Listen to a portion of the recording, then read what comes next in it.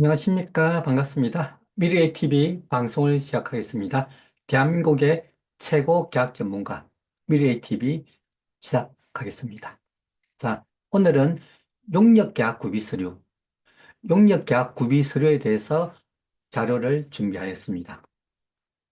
용역계약의 업무 흐름도는 첫 번째 단계, 예산 편성 단계에서부터 우리 예산 집행 품위 단계, 그리고 입찰일 경우에, 이인견제 수의계약일 경우에는 우리 입찰의 절차를 거쳐서 적격 심사를 거치고 낙찰자 결정을 하고 그리고 계약을 체결하게 되겠죠. 그래서 용역 계약의 구비 서류는 예산을 편성하고 예산 집행 품위를 하고 계약을 체결하고 착수 신고서를 제출받고 그리고 완료 신고서를 제출받고 대금 청구서를 받아서 대금을 지급하는 이런 단계가 주 흐름도라고 보면 되겠죠.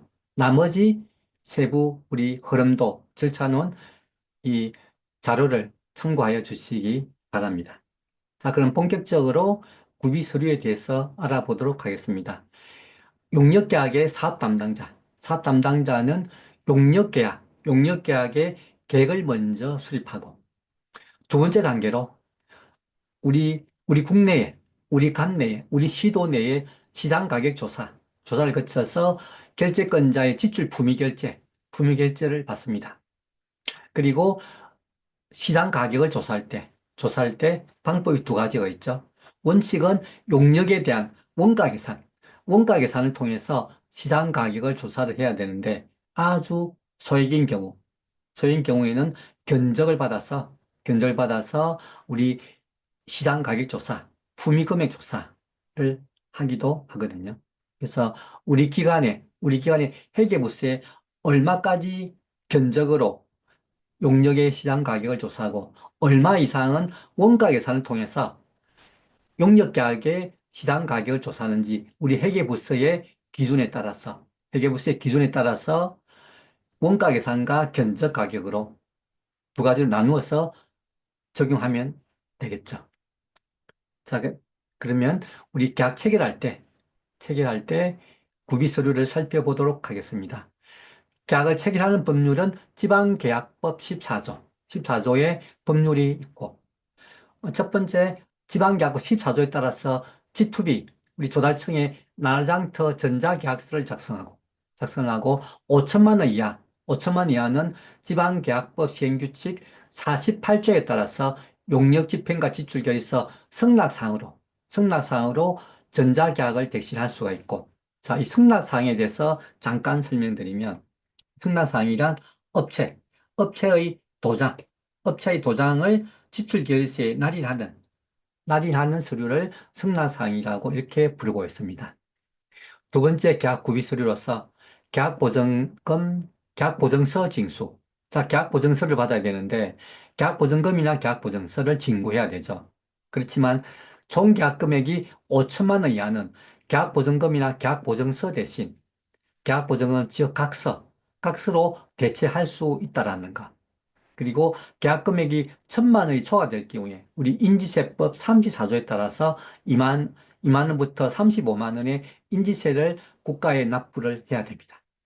그리고 수의계약각서, 청렴서약서, 조세포탈서약서, 수의계약 체계자 여부 확인서, 안전보건관리 준수서약서, 통장사본.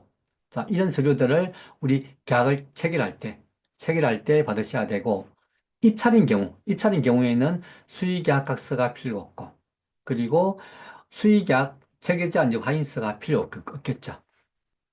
자, 그리고 개인 사업자인 경우에는 사업자 등록을 받으시면 되고, 법인 사업자란 법인의 명칭의 주식회사. 이 주자가 법인 상호에 있는 주식회사를 법인 사업자로 하죠. 주식회사가 발주기관에 제출해야 될 계약의 구비서류, 법인 등기부등본, 인감증명서, 사용인감신고서, 사업자 등록증. 자, 여기서 우리 법인 등기부등본과 등록증은 행정정보 공동이용망에서 우리 업체의 동의서를 받아서 발주기관의 계약 담당자가 직권으로 확인이 가능한 경우에는 법인 등기부 등본과 사업자 등록은 별도로 받지 않고 생략이 가능합니다. 생략이 가능하다라는 그런 제가 또 안내를 해드리고 두 번째 단계를 보도록 할까요? 착수 단계. 자, 업체는 착수 신고서를 계약 담당자에게 제출해야 되고 산출 계획서는 생략이 불가능하죠. 산출 계획서는 변경계약에 우리 변경계약의 기준이 되기 때문에 반드시 착수 신고서를 받을 때 업체는 산출 계획서를 작성해서 우리 계약 담당자, 즉 발주 기관에 제출해야 합니다. 그리고 도로를 개설하고 건물을 짓는 우리 기술용역인 경우에는 현장 책임자 지정 신고서를 계약 담 업체가 계약 담당자에게 제출해야 되고 그리고 재직증명서 포함이죠.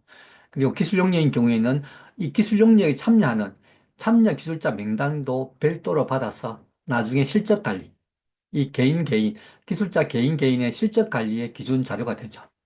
그리고 용역 공정 예정표, 고용 산재 보험 가입 증명서, 이 근로자가 가업을 수행하다 다쳤을 경우 치료비를 보험으로 처리해야죠. 그래서 착수할 때 업체는 고용 산재 보험 가입 증명서를 제출해야 되죠. 그리고 공동계약인 경우에는 공동계약 이행계획서를 별도로 업체는 계약 담당자에게 제출을 하여야 합니다.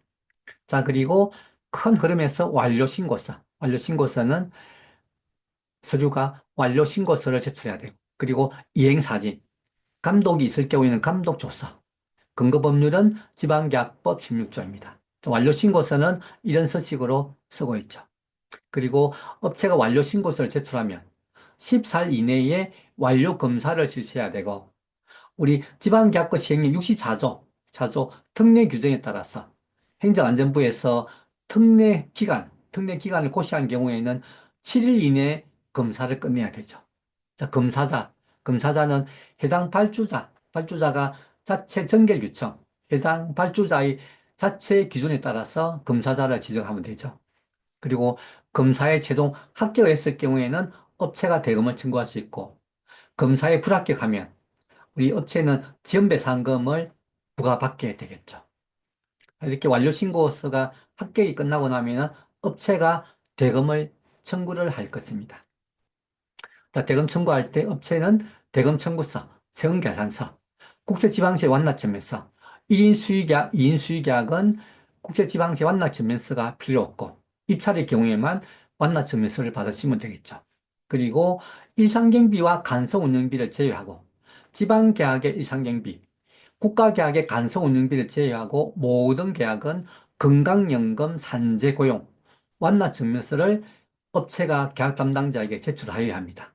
자, 이렇게 대금 청구서를 다 받고 나서 계약 담당자는 토일 공휴일 제외 5일 이내에 업체에게 대금을 지급해야 되고, 근거법률은 지방계약법 시행령 67조 1항이 나와 있죠.